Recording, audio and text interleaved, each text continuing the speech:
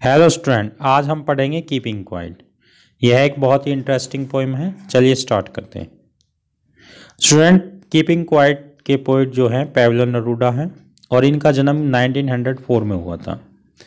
In this poem poet explore the impact of silence, यानी कि इस पोइम में पोइट ने हमें जो साइलेंस है उसके इम्पैक्ट के बारे में, यानी कि उसकी इम्पोर्टेंस के बारे में बताया है। Silence gives a way to stop, think and act, यानी कि साइलेंस हमें एक ऐसा रास्ता देता है जिसके द्वारा हम कुछ समय के लिए ठहरते हैं, सोचते हैं और समझते हैं कि क्या हमें करना है। स्टूडेंट, यहाँ पे पैब्लो नेरूदा ने आपका आज की मॉडर्न समय को देखते हुए साइलेंस की इम्पोर्टेंस बताई है कि हम किस तरह और किस तरफ जा रहे हैं और हम अपनी अर्थ या एनवायरनमेंट की तरफ बिल्कुल नहीं सोच रहे हैं। स्टूडेंट, चलिए देखते हैं पोइम को और स्टार्ट करते हैं। स्टूडेंट, यहाँ पहले पैराग्राफ में पोइट कहता है now we will count to 12, यानी कि अब हम 12 तक गिनेंगे। And we will all keep still, और हम सब क्या है, शांत हो जाएंगे। यानी कि स्टूडेंट यहाँ पे जो काउंट टू 12 है वह एक पीरियड के लिए चुप रहने के लिए कहता है। स्टूडेंट आगे कहता है for once on the face of the earth let's not speak in any language, यानी कि कुछ समय के लिए एक बार हम किसी भी लैंग्वेज में अर्थ पर नहीं बात करेंगे। लेट्स स्टॉप फॉर 1 सेकेंड, यानी कि वो कहता है चलिए 1 मिनट के लिए हम रुक जाते हैं। And not move our arms so much, और अपनी बाजुओं को हम नहीं मूव करेंगे। स्टूडेंट, यहाँ पहले पैराग्राफ में पोइट आपसे कुछ समय के लिए अपनी एक्टिविटियों को रोकने के लिए कहता है।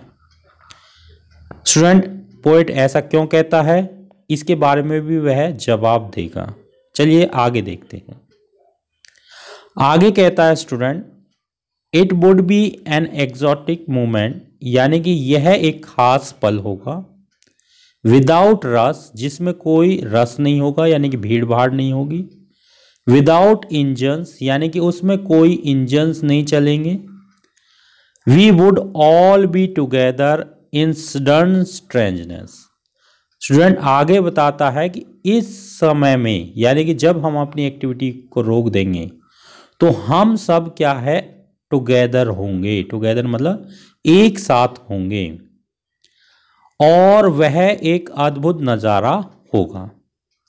आगे स्टूडेंट पोइट हमसे बताता है फिशरमैन इन द कोल्ड सी, यानी कि जो आदमी समुद्र के अंदर मछली पकड़ते हैं वुड नॉट हार्म वेल्स, यानी कि वह वेल्स को हार्म नहीं पहुंचाएंगे। इट मीन्स यहाँ पे स्टूडेंट हम ऐसी मूवमेंट में इनएक्टिव होंगे कि हम किसी को कोई नुकसान नहीं देंगे।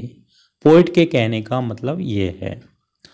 And the man gathering salt, और जो इंसान साल्ट इकट्ठा करते हैं would look there at his hurt hand, यानी कि वो लोग अपने हर्ट मतलब जो नुकसान पहुंचे हुए हाथ हैं उनको देखेंगे। स्टूडेंट वास्तव में यहाँ पोइट आपको कहना चाहता है कि हम किसी को हार्म नहीं पहुंचाएंगे, प्लस में हम सब क्या है, अपने आप को देखेंगे, यानी कि हमने जो अपने आप को ही हर्ट पहुंचाया है। या यहाँ पे जो स्टूडेंट गैदरिंग साल्ट मैन के बारे में बताया है कि जो आदमी नमक इकट्ठा करता है उसके हाथ खुद कट जाते हैं, घायल हो जाते हैं। तो स्टूडेंट यहाँ इस एग्जाम्पल के द्वारा पोइट आपको यह कहना चाहता है कि आप खुद सोचोगे कि हमने जो चीज़ें कर रहे हैं उससे हमने किसी और को हर्ट नहीं, अपने और अपने एनवायरनमेंट को हर्ट पहुंचा रहे हैं। इट मीन्स नुकसान पहुंचा रहे हैं। आगे स्टूडेंट पोएट क्या कहता है देखते हैं। आगे स्टूडेंट कहता है those who prepare green wars, यानी कि जो लोग आपके ग्रीन वार की तैयारी कर रहे हैं। War with gas, war with fire, यानी कि ऐसा युद्ध जो गैस से हो रहा है, ऐसा युद्ध जो आग से हो रहा है।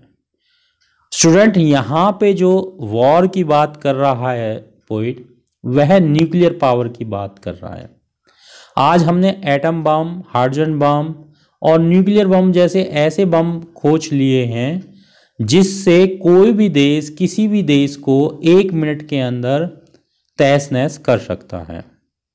तो स्टूडेंट यहाँ पे जो war with gas, war with fire या ग्रीन वॉर, ये आपका क्या है, न्यूक्लियर पावर के लिए पोइट कह रहा है कि हमने ऐसे हथियार तैयार कर लिए हैं जिनके अंदर विक्ट्री विद नो सर्वाइवर्स, यानी कि जीत तो हो जाएगी लेकिन उस जीत का जश्न मनाने वाला कोई नहीं बचेगा।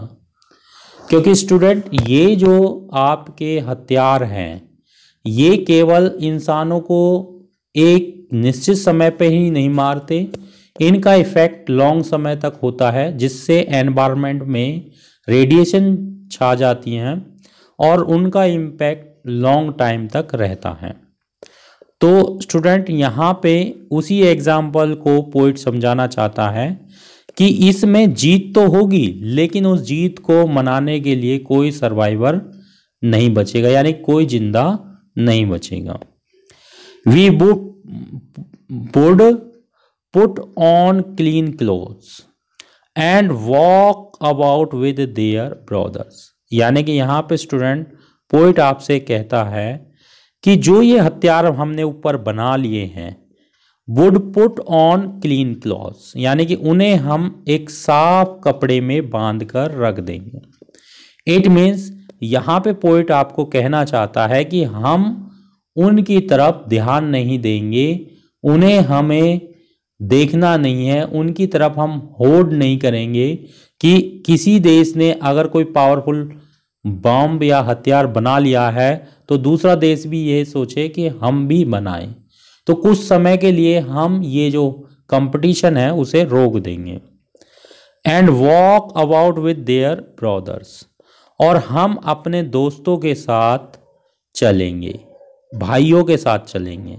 यानी कि स्टूडेंट यहाँ पे पोइट आपको आपसी भाईचारे की बात कर रहा है कि हम एक दूसरे के, यानी कि जो ह्यूमैनिटी है उसके बारे में बात कर रहा है कि हम मानवता के तरह एक दूसरे के साथ चलेंगे। इंस्टेड डूइंग नथिंग, यानी कि हम छाँव में चलेंगे, सैड मतलब छाँव में चलेंगे, डूइंग नथिंग और हम कुछ नहीं करेंगे। स्टूडेंट अगले पैराग्राफ में देखेंगे। अगले पैराग्राफ में स्टूडेंट पोइट बताता है what I want should not be confused, यानी कि स्टूडेंट पहले पैराग्राफ में भी और दूसरे पैराग्राफ में भी पोइट आपको इनएक्टिविटी, यानी कि इनएक्टिव होने के लिए कहता है कि आपको अपनी एक्टिविटियों को बंद करना है। तो यहाँ पोइट आपको समझाना चाहता है कि इनएक्टिविटी का से उसका क्या मतलब है, यानी कि जो एक्टिविटियों को बंद करने के लिए वो कह रहा है उसका मतलब क्या है। तो यहाँ स्टूडेंट वही क्वेश्चन को वो पुट करता है, what I want should not be confused, यानी कि मैं क्या चाहता हूँ उसमें आपको कंफ्यूज नहीं होना है, यानी कि उस बारे में आपको बिल्कुल भी अनसमझ नहीं बनना है। विद टोटल इनएक्टिविटी, यानी कि जो टोटल इनएक्टिविटी के लिए पोइट ने पहले कहा है पहले 2 पैराग्राफ में, उससे वो है क्या मतलब है उसको समझाना चाहता है। वह कहता है student life is what it is about, यानी कि जीवन वही है जो होता है। I want no trucks with death, यानी कि स्टूडेंट यहाँ पे पोइट कहना चाहता है कि मुझे मृत्यु से और जिंदगी से उनकी बातें मैं नहीं कर रहा, यानी कि जीवन जो है वह तो चलता ही रहेगा, मौत जो है वो भी होती रहेंगी, लेकिन जो टोटल इनएक्टिविटी है उससे वह क्या कहना चाहता है, वह आपको समझाना चाह रहा है कि टोटल इनएक्टिविटी का मतलब है क्या। स्टूडेंट इसके बारे में आगे एक्सप्लेन करेगा पोइट, टोटल इनएक्टिविटी का मतलब उसका क्या है। स्टूडेंट यहाँ पे पोइट ने उसका आंसर दिया है, if we were not so single minded about keeping our lifes moving, यानी कि पोइट कहता है कि यदि हम इस तरह के नहीं हो बनते, इस तरह के सिंगल माइंडेड नहीं बनते कि अपनी जिंदगी को हम मूव करते रहते हैं। इट मीन्स यहाँ पर उस कंपटीशन की ही एक्सप्लेन कर रहा है पोइट कि हमारे अंदर एक ईगो आ चुका है कि हम अपने जीवन को भगा रहे हैं और हम यह भी नहीं सोचते हैं कि हम क्या कर रहे हैं। We are becoming single minded, यानी कि हम अपने बारे में सोच रहे हैं। तो पोइट कहता है कि if we were not so single minded, यानी कि अगर हम सिंगल माइंडेड नहीं बनते, about keeping our lives moving, यानी कि अपने जीवन को भगाने के लिए, इट मीन्स जो हमारे बीच कंपटीशन बन गया है उस कंपटीशन की होड़ को हम आगे नहीं बढ़ाते, and for once could do nothing, और कुछ समय के लिए हम रुकते, यानी कि इन एक्टिविटियों को हम रोकते जो हमारे एनवायरनमेंट के लिए पूरी तरह से विनाशकारी है। Perhaps a huge silence might interrupt this sadness, तो शायद एक बहुत बड़ी साइलेंस यानी कि चुप्पी इस सैडनेस को, इस उदासी को खत्म कर देती। स्टूडेंट यहाँ पे सैडनेस का मतलब आपका पोइट उस बर्बादी की तरफ संकेत करना चाहता है जिसकी तरफ हम बढ़ चुके हैं। जो मैंने अभी भी बताया आपको कि हमने ऐसे ऐसे विनाशकारी हथियार खोज लिए हैं और जो टोटली अर्थ के लिए स्टूडेंट हार्मफुल है, हमारी ह्यूमन बींग्स के लिए हार्मफुल है, इवन आपके सभी जितना भी आपकी प्रजाति अर्थ पर है उन सब के लिए वो हार्मनेस है। तो वो कहता है कि अगर हम कुछ समय के लिए साइलेंस होते, कुछ नहीं करते, तो जो ये सैडनेस है यानी कि जिस स्थिति में हम बना दी है हमने, वो शायद खत्म हो जाती। Of never understanding our self, यानी कि हमने कभी अपने आप को समझने की कोशिश नहीं की। यानी कि स्टूडेंट यहाँ पे पोइट बताना चाहता है कि हम लोगों ने कभी ये नहीं सोचा कि हम किस तरफ जा रहे हैं। And of threatening our self with death, और हम क्या कर रहे हैं, हम अपने आप को थ्रेटनिंग कर रहे हैं। थ्रेटनिंग स्टूडेंट डरा रहे हैं। कैसे डरा रहे हैं? मौत से डरा रहे हैं।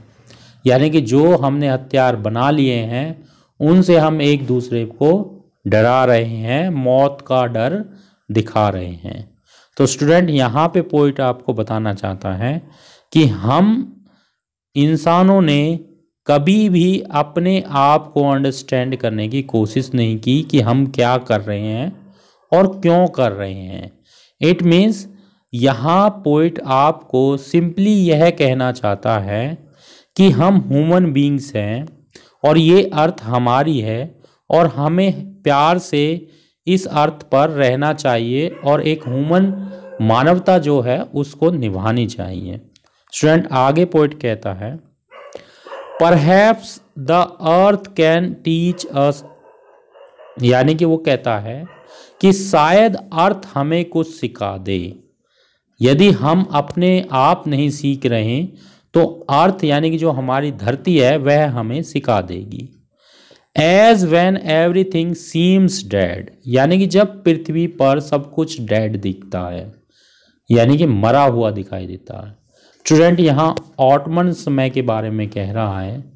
जब ऑटम समय आता है तो आपका अर्थ पर सभी पेड़ पौधे और हरियाली बिल्कुल इस तरह दिखती है कि जैसे कि खत्म हो गई है। And later proves to be alive, लेकिन जैसे ही आपका रेनी सीजन आता है तो स्टूडेंट सारी आपकी जो आपके प्लांट्स हैं या फिर ग्रास है वह सभी क्या है, बिल्कुल अलाइव हो जाते हैं, या पेड़ पौधे हैं वो सभी क्या हो जाते हैं स्टूडेंट, अलाइव हो जाते हैं। तो यहाँ आपको एक एग्जाम्पल के थ्रू पोइट बताना चाहता है कि हम लोग अगर अपने कामों को खुद नहीं समझ पा रहे तो हमें अर्थ से समझना चाहिए। आगे स्टूडेंट कहता है now I will count up to 12, यानी कि मैं अब 12 तक गिनूंगा, and you keep quiet and I will go, यानी कि तुम चुप रहोगे और मैं चला जाऊंगा। स्टूडेंट यहाँ इस पोएम का जो मेन मोटिव है पोइट का वह यह है कि वह ये कहना चाहता है कि हम जो कर रहे हैं उन कामों को करने से पहले हमें सोचना पड़ेगा कि हम ऐसा क्यों कर रहे हैं। स्टूडेंट आज ग्लोबल वार्मिंग जैसी हमारे सामने बहुत बड़ी समस्या है जिसमें क्या है आपकी पूरी अर्थ पर खतरा मंडरा रहा है। सेम जो हमने आपके न्यूक्लियर बम जैसे हथियार पैदा किए हैं उनसे अर्थ को और ज़्यादा खतरा है। तो स्टूडेंट यहाँ पे इस पोएम के द्वारा पैब्लो नेरूदा इंसानों से यही चाहता है कि जो ये होड़ लग रही है, जो ये कंपटीशन हो रहा है, वह इसे बंद करें और एक समय कुछ समय के लिए रुक कर ये सोचे कि हम क्या कर रहे हैं और किस तरफ हम जा रहे हैं। स्टूडेंट होप आपको यह पोएम समझ में आई होगी, और यदि किसी कोई समस्या बनती है तो आप कमेंट कर पूछ सकते हैं, और वीडियो पसंद आया हो तो इसे लाइक करें, शेयर करें और सब्सक्राइब करें। Thank you student.